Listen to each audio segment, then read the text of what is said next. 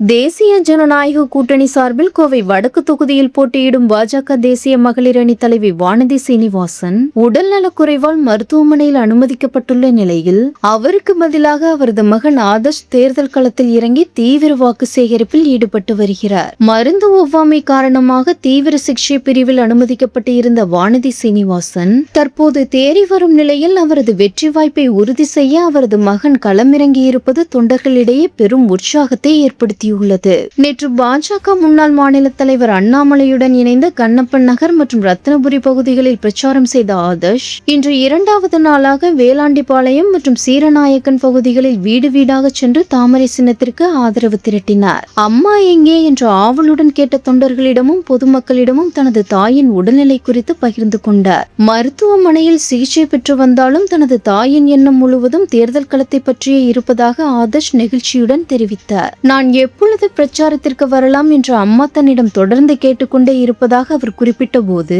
அங்கு இருந்த கூட்டணி கட்சி நிர்வாகிகள் உற்சாகம் அடைந்தனர். இன்னும் ஓரிரு தினங்களில் வானதி சீனிவாசன் முழுமையாக குணமடைந்து களத்திற்கு வந்துவிடுவார் என்றும் அதுவரை தான் ஒரு தொண்டனாக தீவிர பிரச்சாரத்தில் ஈடுபட போவதாகவும் அவர் தெரிவித்துள்ளார்.